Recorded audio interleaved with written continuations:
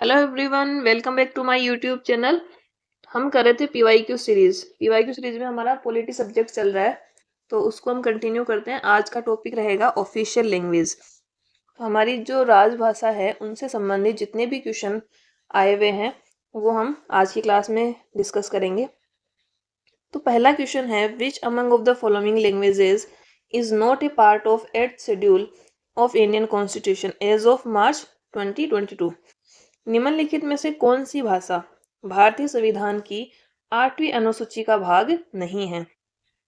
तो भारतीय संविधान की जो 8वीं अनुसूची है उसमें ऑफिशियल लैंग्वेज के बारे में बताया गया है। इसमें पूछा है कि मार्च 2022 तक उसमें कौन सी भाषा इसमें सम्मिलित नहीं थी। तो इसमें देखते हैं, पहला ऑप्शन है राजस्थानी। तो राजस्थानी को अभी तक राजभाषा या हम कहें ऑफिशियल लैंग्वेज का दर्जा नहीं मिला है, तो इसमें हो जाएगा ऑप्शन ए राजस्थानी। बाकी पंजाबी, बोडो और तमिल ये तीनों ऑफिशियल लैंग्वेज में इंक्लूड हैं। और आर्टिकल 343 से 351 तक ये ऑफिशियल लैंग्वेज से संबंधित आर्टिकल है, 343 से 351। और अभी तक 22 लैंग्वेज जो है वो 8वीं अनुसूची में ऐड की गई हैं। 22 भाषाएं 8वीं अनुसूची में सम्मिलित हैं। अगला प्रश्न है, Malayalam is the official language of the state of. कि मलयालम किस राज्य की आधिकारिक भाषा है? मलयालम केरल की ऑफिशियल लैंग्वेज है, तो इसमें है ऑप्शन सी केरल। बाकी हम इनकी अदर स्टेट की बात करें तो आंध्र प्रदेश की है तेलुगु। कौन सी हो जाएगी? तेलुगु। तेलंगाना की भी तेलुगु है, क्योंकि तेलंगाना आंध्र प्रदेश से ही अलग होके दूसरा राज्य बना है। तो आंध्र प्रदेश और तेलंगाना इनकी ऑफिशियल लैंग्वेज तेलुगु है। और महाराष्ट्र की मराठी है। और केरला की हमने बात करी ली, केरला की है मलयालम। नेक्स्ट क्वेश्चन है, on which of the following dates was Hindi adopted as the official language of the Indian union. निम्नलिखित में से किस तिथि को हिंदी को भारत संघ की आधिकारिक भाषा के रूप में अपनाया गया था?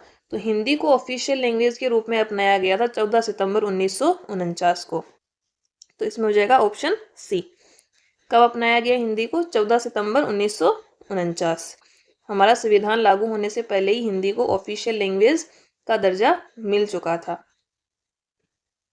नेक्स्ट क्वेश्चन है, which one of the following is the official language of Goa. निम्नलिखित में से कौन सी गोवा की आधिकारिक भाषा है? तो गोवा की आधिकारिक भाषा है कोंकणी। कौन सी हो जाएगी? कोंकणी। तो ऑप्शन बी इज करेक्ट।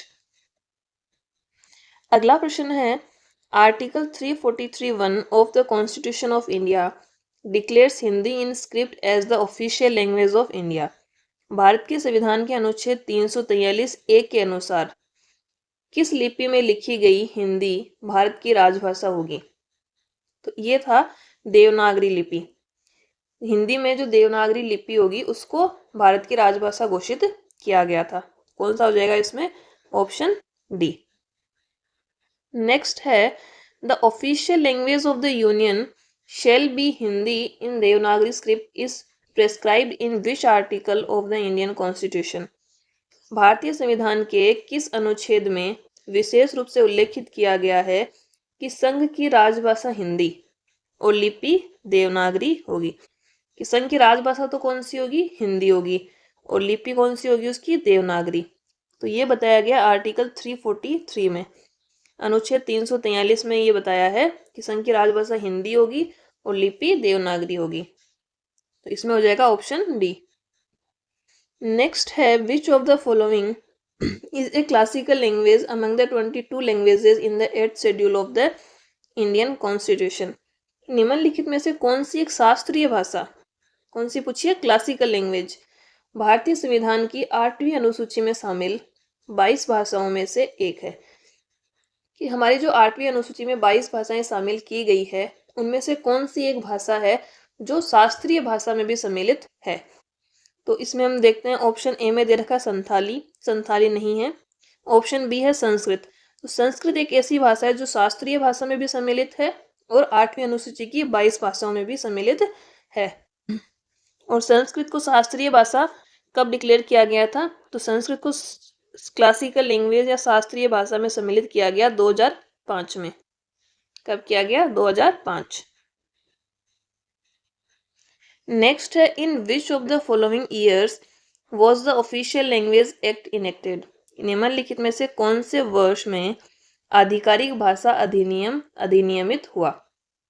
आधिकारिक भाषा अधिनियम अधिनियमित हुआ था 1963 में। कब हुआ? 1963 में ऑफिशियल लैंग्वेज एक्ट को इनेक्ट किया गया था। अगला प्रश्न है, which Indian state has Kokborok as one of its official language. भारत के किस राज्य में कोकबोरोक इसकी आधिकारिक भाषा में शामिल है। तो कोकबोरोक भाषा है त्रिपुरा की। कौन से राज्य की है? त्रिपुरा की। और इसको ऑफिशियल लैंग्वेज डिक्लेयर किया गया था 1979 में। तब किया गया? 1979 में इसको आधिकारिक भाषा डिक्लेयर किया गया था वहां की स्टेट गवर्नमेंट के द्वारा। तो ये ध्यान रखिएगा, ईयर 1979 और कोकबोरोक भाषा है त्रिपुरा की। नेक्स्ट है, initially how many languages one included in the 8th schedule of the Indian constitution. प्रारंभ में भारतीय संविधान की 8वीं अनुसूची में कितनी भाषाओं को शामिल किया गया था। कि जब भारत का संविधान लागू हुआ था उस समय भारतीय संविधान की 8वीं अनुसूची में कितनी भाषाएं रखी गई थी। तो उस समय 8वीं अनुसूची में भाषाएं थी 14। कितनी थी? 14 थी। उसके बाद जो 8 लैंग्वेज और हैं, वर्तमान में 22 भाषाएं हैं ऑफिशियल लैंग्वेज के तौर पर। तो जो 8 और अदर लैंग्वेज हैं उनको कॉन्स्टिट्यूशन अमेंडमेंट करके बाद में संविधान में जोड़ा गया है। अगला प्रश्न है, which language are to be used for all और any of the official purpose of the state of Tripura as per the Tripura official language act 1964। ये पूछ रहा है कि त्रिपुरा राजभाषा अधिनियम 1964 के अनुसार त्रिपुरा राज्य सभी या किसी आधिकारिक उद्देश्य के लिए, जो त्रिपुरा के जो भी आधिकारिक कार्य हैं, ऑफिशियल पर्पस हैं, उनके सभी के लिए किसी ऑफिशियल पर्पस के लिए कौन सी भाषा का उपयोग किया जा सकता है त्रिपुरा राजभाषा अधिनियम 1964 के अनुसार। तो ये दर्जा दिया गया है बंगाली और कोकबोरोक। कि त्रिपुरा राज्य में कोई भी ऑफिशियल काम होगा तो उसमें या तो आप कोकबोरोक लैंग्वेज यूज कर सकते हैं या बंगाली लैंग्वेज यूज कर सकते हैं। तो कौन सी दो भाषाएं हैं? बंगाली और कोकबोरोक। तो ऑप्शन ए इसमें सही होगा। नेक्स्ट क्वेश्चन है, how many languages are there in the 8th schedule of the Indian constitution as on June 2022। जून 2022 तक भारतीय संविधान की 8वीं अनुसूची में कितनी भाषाएं हैं। तो ये तो इसका नॉर्मल सा आंसर है कि इसमें 22 भाषाएं हैं वर्तमान में। इसमें हम देख लेते हैं कि कौन कौन सी भाषाएं इनिशियली थी और कौन कौन सी लैंग्वेज जो है वो बाद में ऐड की गई हैं। तो स्टार्टिंग की बात करें, जब संविधान लागू हुआ उस समय 14 भाषाएं थी। तो उनमें कौन कौन सी थी? असमिया, दूसरी थी बांग्ला, थर्ड थी गुजराती, फोर्थ है हिंदी, कन्नड़, सिक्स्थ हो जाएगी कश्मीरी, उसके बाद पंजाबी, मलयालम, मराठी, उड़िया, जिसका भी नाम चेंज करके उड़ीसा कर दिया है। उसके बाद उड़िया पंजाबी हो गई, संस्कृत, तमिल, तेलुगु और उर्दू। ये 14 भाषाएं इनिशियली हमारे कॉन्स्टिट्यूशन में ऐड की गई थी। उसके बाद जो 8 भाषाएं ऐड की गई हैं, तो सबसे पहले 21वां कॉन्स्टिट्यूशन अमेंडमेंट किया गया 1967 में। इसमें 16वीं भाषा जोड़ी गई सिंधी। कौन सी जोड़ी गई? सिंधी। उसके बाद 71वां संविधान संशोधन किया 1992 में। इसमें 3 भाषाएं जोड़ी गई। 15वीं, उसके बाद 16, 17, 18 ये जोड़ी गई 71वें कॉन्स्टिट्यूशन अमेंडमेंट एक्ट से। तो इसमें कौन कौन सी जोड़ी गई? कोंकणी, मणिपुरी और नेपाली। ये 3 भाषाएं 71वें संविधान संशोधन से जोड़ी गई थी। उसके बाद 4 भाषाएं और जोड़ी गई। वो जोड़ी गई 92वें संविधान संशोधन 2003 से। इसमें 4 भाषाएं जोड़ी गई। 19वीं जोड़ी गई बोडो, 20वीं जोड़ी गई डोगरी, 21वीं जोड़ी गई मैथिली और 22वीं जोड़ी गई संथाली। तो ये हमारी 22 ऑफिशियल लैंग्वेजेस हैं वर्तमान में। 14 इनिशियल थी और 8 कॉन्स्टिट्यूशन अमेंडमेंट एक्ट करके जोड़ी गई। अगला प्रश्न है, in which year were Bodo, Dogri, Maithili and Santhali were added in the list of languages of the 8th schedule of the constitution of India. कि बोडो, डोगरी, मैथिली और संथाली को किस वर्ष में भारतीय संविधान की 8वीं अनुसूची की भाषाओं में जोड़ा गया? तो ये जोड़ा गया 2004 में। और संविधान संशोधन कौन सा था? 92वां संविधान संशोधन था और जोड़ी गई 2004 में। नेक्स्ट है, which of the following was added to the list of official languages of India in 1967। निम्नलिखित में से किसे 1967 में भारत की आधिकारिक भाषाओं की सूची में जोड़ा गया? 1967 में 21वां संविधान संशोधन करके सिंधी को आधिकारिक भाषा की सूची में शामिल किया गया था। कौन सी लैंग्वेज हो जाएगी? सिंधी। और यह 15वीं लैंग्वेज थी। ठीक है। नेक्स्ट है, which of the following languages has not been mentioned in the 8th schedule of the Indian constitution. भारतीय संविधान की 8वीं अनुसूची में निम्नलिखित में से कौन सी भाषा वर्णित नहीं है? तो 8वीं अनुसूची में अभी हमने देखा था, तो उड़िया उसमें है, अवधी उसमें नहीं थी। अवधी जो है वो ऑफिशियल लैंग्वेज नहीं है। बाकी डोगरी और मैथिली भी उसमें है, जो कि 2004 में ऐड की गई हैं। तो इसमें हो जाएगा ऑप्शन बी। अवधी भाषा जो है वो 8वीं अनुसूची में शामिल नहीं है। नेक्स्ट क्वेश्चन है, which is the second official language of Telangana. Telangana की दूसरी आधिकारिक भाषा कौन सी है? तेलंगाना की दूसरी आधिकारिक भाषा है उर्दू। कौन सी है? उर्दू। पहली थी तेलुगु और दूसरी है उर्दू। सेकेंड हो जाएगी उर्दू। और इसको ऑफिशियल लैंग्वेज बनाया गया था 2017 में। कब बनाया गया? 2017 में इसको उर्दू को दूसरी आधिकारिक भाषा का दर्जा दिया गया। नेक्स्ट क्वेश्चन है, according to article 348(1) of the constitution which of the following language is used for proceedings in the high courts of India. संविधान के अनुच्छेद 348(1) के अनुसार निम्नलिखित में से किस भाषा का प्रयोग भारत के उच्च न्यायालयों की कार्यवाही में किया जाता है? तो उच्च न्यायालयों की कार्यवाही में इंग्लिश लैंग्वेज का यूज किया जाता है। तो कौन सी हो जाएगी? अंग्रेजी। और ये बताया गया आर्टिकल 348(1) में। 348(1) के अनुसार जो हाई कोर्ट है उनमें इंग्लिश लैंग्वेज को यूज किया जाएगा। नेक्स्ट है, which article of the Indian constitution declares Hindi as the language of the union. भारतीय संविधान का कौन सा अनुच्छेद हिंदी को संघ की भाषा घोषित करता है? तो ये बताता है अनुच्छेद 343(1). तो इसमें हो जाएगा ऑप्शन बी। कौन सा? आर्टिकल 343(1). नेक्स्ट है, for how many years from coming into force of the Indian constitution English was accepted as an associate language of the union. कि भारतीय संविधान के लागू होने से लेकर कितने वर्षों के लिए अंग्रेजी को संघ की एक सहयोगी भाषा के रूप में स्वीकार किया गया? संघ की राजभाषा किसको स्वीकार किया गया? हिंदी को। और इंग्लिश को जो है वो एक एसोसिएट लैंग्वेज या सहयोगी भाषा के रूप में स्वीकार किया गया था जब संविधान लागू हुआ। तो उस समय ये क्वेश्चन ये पूछा है कि जब संविधान लागू हुआ उससे लेकर कितने समय तक के लिए इंग्लिश को सहयोगी भाषा के रूप में स्वीकार किया गया था? तो ये प्रोविजन किया गया था कि 15 ईयर्स 15 साल तक जो अंग्रेजी भाषा है उसको एक सहयोगी भाषा के रूप में जो है यूज किया जाएगा, उसका प्रयोग किया जाएगा। इसमें हो जाएगा ऑप्शन बी। नेक्स्ट क्वेश्चन है, apart from the 22 schedule languages in the constitution of India which other 2 languages have been recognised by the Sahitya अकादमी।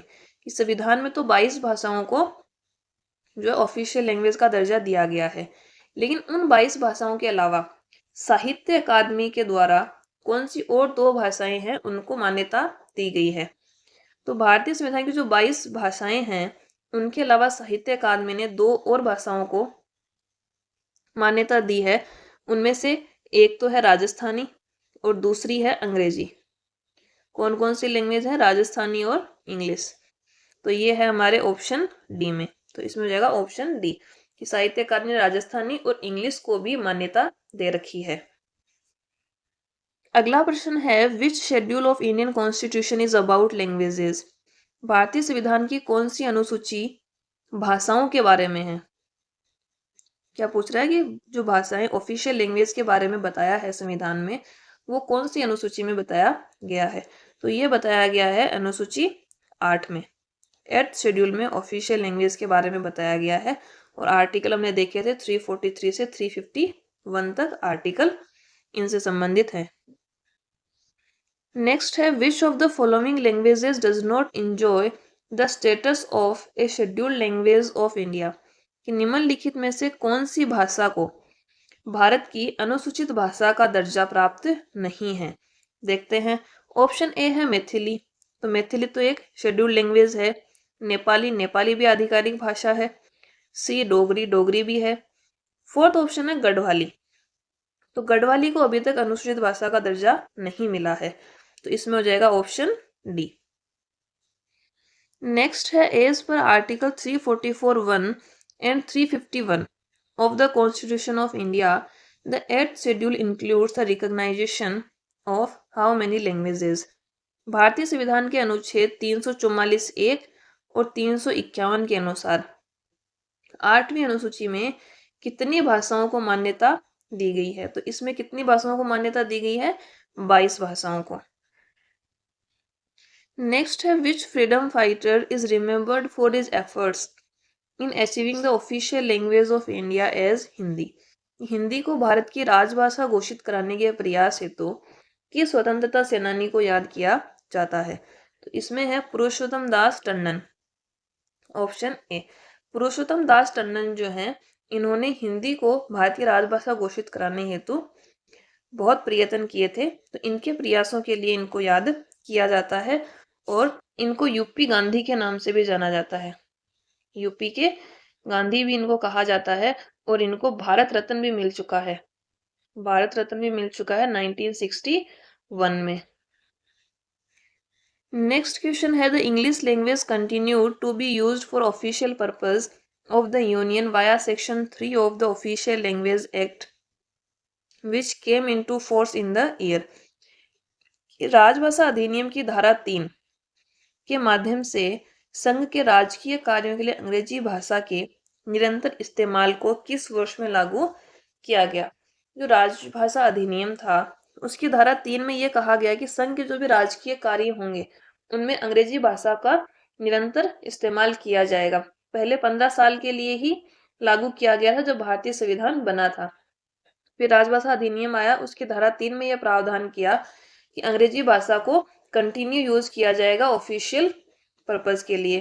तो ये जो राजभाषा अधिनियम था ये किस वर्ष लागू हुआ। तो ये लागू हुआ था 1963 में। तो इसमें हो जाएगा ऑप्शन सी। 1963 में राजभाषा अधिनियम लागू हो गया था। अगला प्रश्न है which is the state language of Kerala. Kerala की राज्य भाषा कौन सी है। तो केरल की राज्य भाषा है मलयालम। कौन सी हो जाएगी, मलयालम। Option B. नेक्स्ट है which of the following Indian languages is not in a Dravidian native language. निम्नलिखित में से कौन सी भाषा द्रविड़ मूल भाषाओं में से नहीं है। इसमें ऑप्शन ए है मलयालम। मलयालम इसमें है। तेलुगु, तेलुगु भी है। कन्नड़, कन्नड़ भी है। मराठी, मराठी जो है वो द्रविड़ मूल की भाषा नहीं है।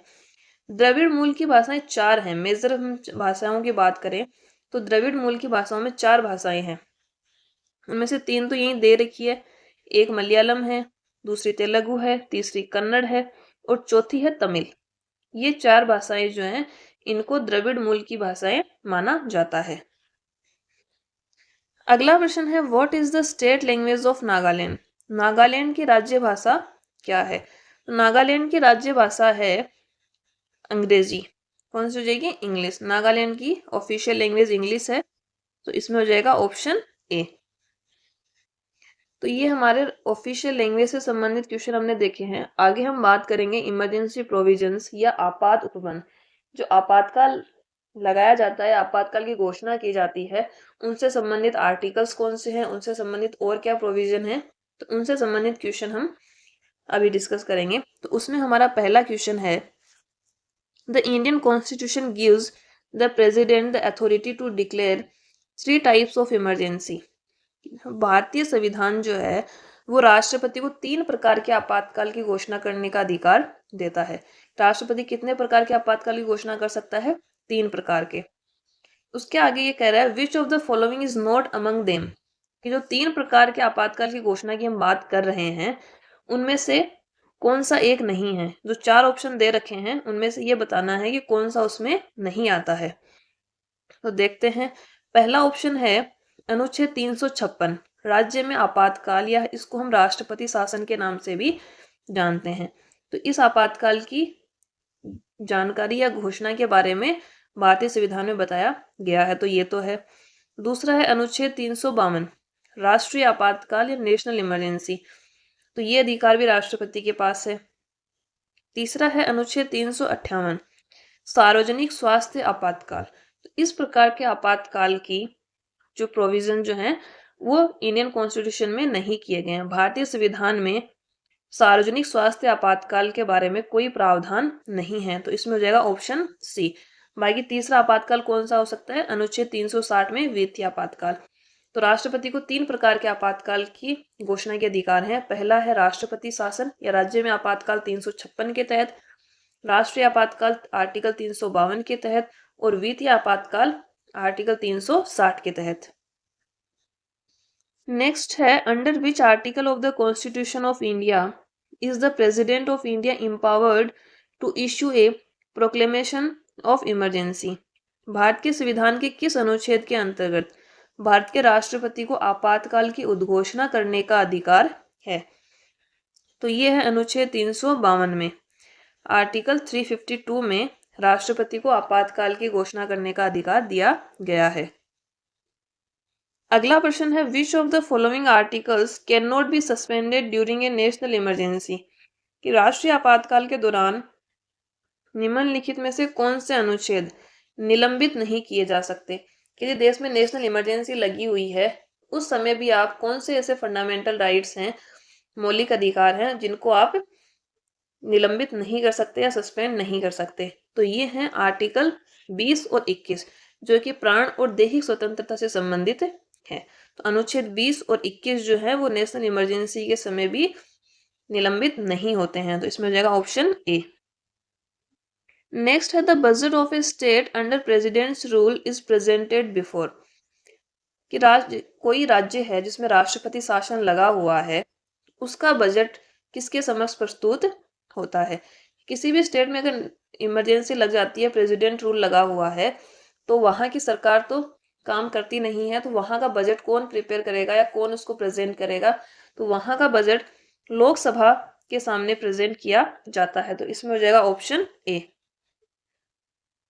नेक्स्ट क्वेश्चन है if a state fails to operate in a constitutional manner a state emergency can be invoked there who among of the following can declare state emergency. यदि कोई राज्य संवैधानिक रूप से कार्य करने में विफल रहता है तो वहां राज्य आपातकाल लागू किया जा सकता है। इनमें से कौन राज्य आपातकाल की घोषणा कर सकता है? तो राज्य में आपातकाल घोषणा करने का अधिकार जो दिया गया भारत के राष्ट्रपति को दिया गया है, और ये आर्टिकल 356 में राष्ट्रपति को यह अधिकार दिया गया है। यदि किसी राज्य में संवैधानिक रूप से कार्य नहीं किया जा रहा है तो वहां पे राष्ट्रपति के द्वारा राज्य आपातकाल की घोषणा की जा सकती है, तो इसमें जाएगा ऑप्शन सी। अगला प्रश्न है according to which article president rule can be imposed in the state on the basis of valid reasons. किस अनुच्छेद के अनुसार वैध कारणों के आधार पर राज्यों में राष्ट्रपति शासन लगाया जा सकता है? तो ये बताया गया अनुच्छेद 356 में। आर्टिकल 356 में बताया गया कि राज्यों में राष्ट्रपति शासन लगाया जा सकता है और उसकी घोषणा करते हैं भारत के राष्ट्रपति। नेक्स्ट क्वेश्चन है who has the right to declare emergency in India. भारत में आपातकाल घोषित करने का अधिकार किसे है? तो भारत में आपातकाल की घोषणा करते हैं भारत के राष्ट्रपति, चाहे वो राज्य आपातकाल हो, चाहे राष्ट्रीय आपातकाल हो, चाहे वित्तीय आपातकाल हो।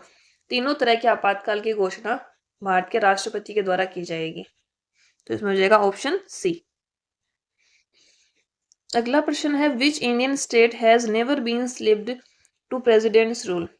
कौन सा भारतीय राज्य ऐसा है जिसमें अभी तक राष्ट्रपति शासन नहीं लगा है? तो भारत के लगभग सभी राज्यों में राष्ट्रपति शासन लगा हुआ है, चाहे एक बार लगा हो चाहे उससे अधिक बार लगा हो, लेकिन लगभग सभी राज्यों में राष्ट्रपति शासन लगा हुआ है। तो ये प्रश्न ये पूछना चाह रहा है कि कौन सा राज्य है इनमें से, जो 4 ऑप्शन दे रखे हैं उनमें से किस राज्य में एक बार भी राष्ट्रपति शासन नहीं लगा है। तो पहला ऑप्शन है तमिलनाडु। तमिलनाडु में राष्ट्रपति शासन लगा, झारखंड में भी लगा है और उत्तराखंड में भी लगा है। और ऑप्शन डी है छत्तीसगढ़। छत्तीसगढ़ में अभी तक राष्ट्रपति शासन नहीं लगा है। हम एट प्रेजेंट की बात करें तो 2 स्टेट ऐसे हैं जिनमें अभी तक प्रेसिडेंट रूल नहीं लगा है। एक तो छत्तीसगढ़ हो गया और दूसरा है तेलंगाना। ये 2 स्टेट ऐसे हैं जिनमें अभी तक राष्ट्रपति शासन नहीं लगा है।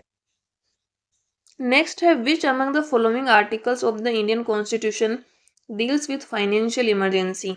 निम्नलिखित में से कौन सा अनुच्छेद वित्तीय आपातकाल से संबंधित है। तो वित्तीय आपातकाल से संबंधित है अनुच्छेद 360। आर्टिकल 360 जो है वो फाइनेंशियल इमरजेंसी के बारे में बताता है, तो इसमें हो जाएगा ऑप्शन सी। नेक्स्ट है during the regime of prime minister Indira Gandhi the national emergency was declared in which of the following year.